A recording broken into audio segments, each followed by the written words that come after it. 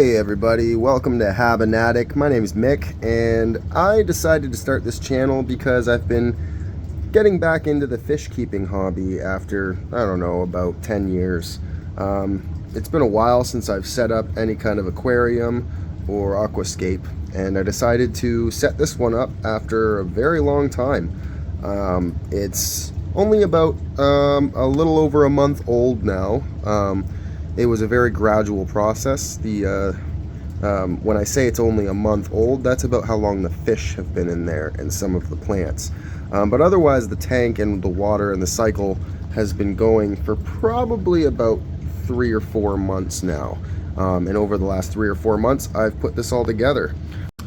I decided to do this style of a tank with dirted substrate and live plants after following and subscribing and watching a channel called Father Fish, as well as another channel called Fishery.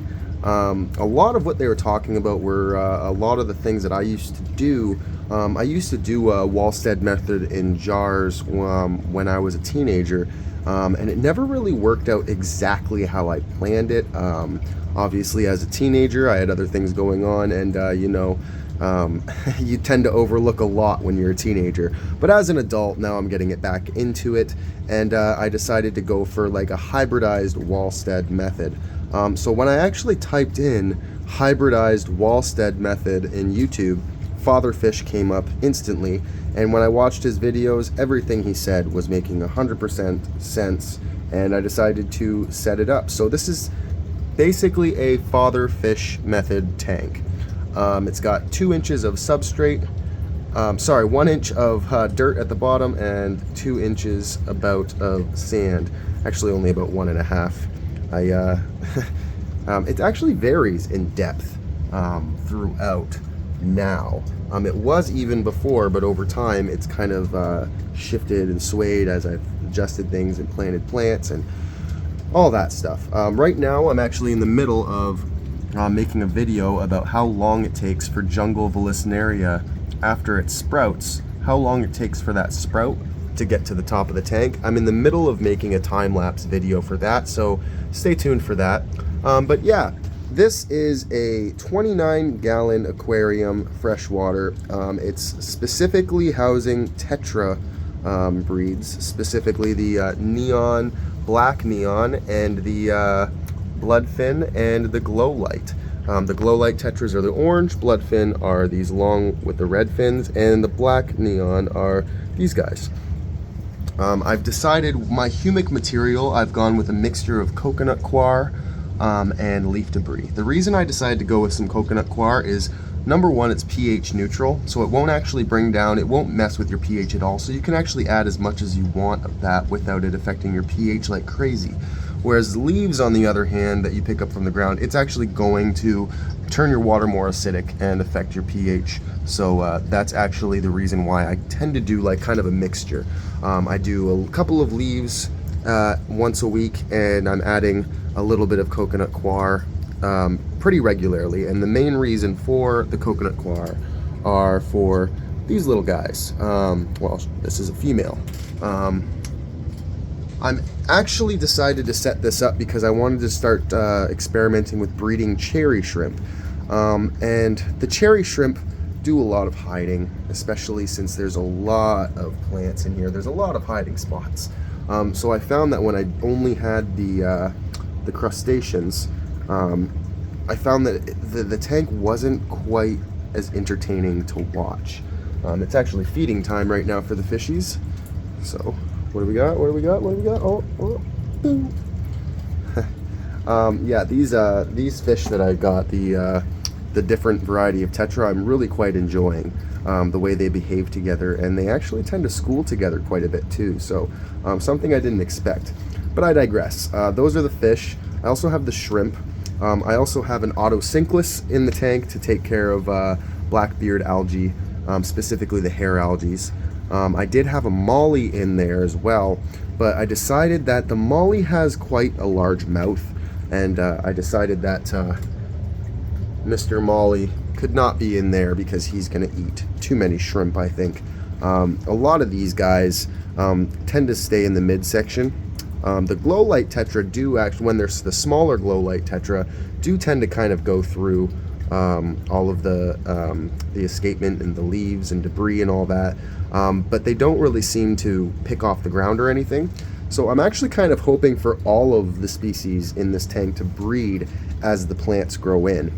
I specifically chose the jungle vallisneria and the hairgrass here as a spreading plant. So what's going to happen is, as you see, this has sprouted a new little plant. That actually is a sprout from this one. So this one was the one that got planted originally, and because it's doing well, it decided to shoot out another plant and start a new one. And it'll do that over and over and over again, and eventually fill in the whole tank.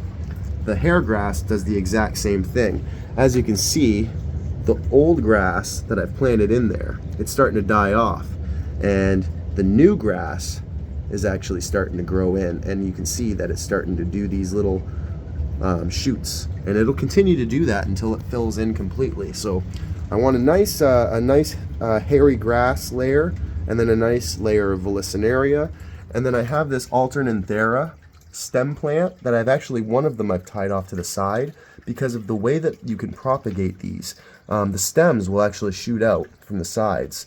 So growing it on a side, I actually call this the LST method, the low stress training method. I've used it on plants that are not aquatic, but I figured why wouldn't it work, LST training an aquatic plant? So I'm trying it out with this Alternanthera, a couple of Alternanthera here as well.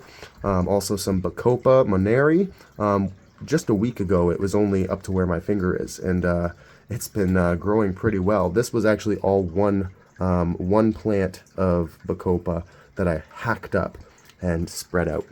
So there's random Bacopa, and then this piece of driftwood here is not actually driftwood, it's lilac root.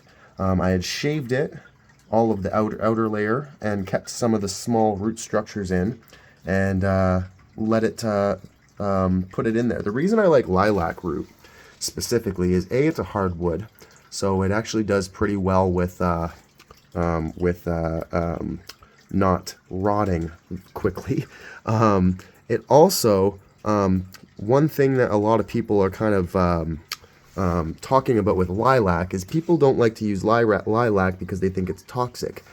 But then there are other forums that say that lilac in fact is not toxic, and you can indeed actually eat the flowers. And then there's other forums saying that yes, it's toxic to fish, but they would have to eat an enormous amount of it for them to kill them.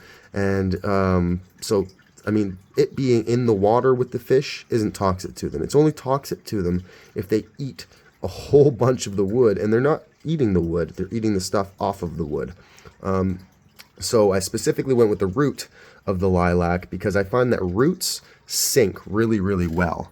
You don't have to train or weigh down a root because it's already full of water, so it'll waterlog pretty quickly for you. But anyways, yeah, and then I've got some Amazon swords here.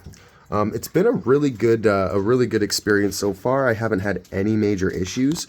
One thing I'll mention about it, if you decide to go with lilac root, which you probably won't, I actually harvested this from a lilac tree out in my garden. And one thing to mention about the lilac root, and I'd imagine any root in particular, the tannins that get released from the lilac in specific are extremely yellow. Like very yellow, not brown, not gold. I mean yellow, like bile yellow. It's nasty, nasty, nasty color. So boiling it is necessary if you don't want the nasty yellow colored tannins to be released in the water. I don't think the tannins would be necessarily bad for the fish, but I digress. The tannins are ugly, so I boiled it down. But yeah, I'm going to give an update. I'm going to do a couple little videos. I might set up a few new tanks. I have this little tank here with a couple minnows and that molly, as well as a Chinese algae eater that I need to either rehome or put in a bigger tank. He was in this tank from the previous owner, and I know that he's just a little bit too high energy for the shrimp. And I think that he would definitely eat the shrimp babies if given the chance. I'm not sure if they're 100% vegetarian. I've heard people say that they are, but most of the time these algae eaters are omnivorous, and they will typically eat a lot of algae, but I know that I've heard of the fact that algae eaters are actually omnivorous. So I didn't want to take the chance, so I might set him up another tank soon as he starts to outgrow this little tiny 5-gallon. But yeah, I took the substrate is actually from a creek, and so is the sand, is right off of the bank of the creek. So it's 100% natural.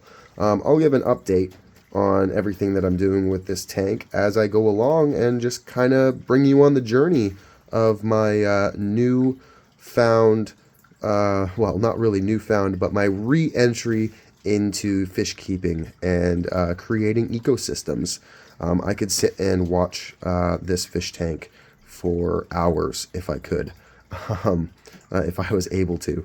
But yes, this channel is going to be completely dedicated to not just fish keeping. I want to dedicate it to basically all ecosystems. I think I might go visit some national parks and showcase some of the nature there, as well as in my local area.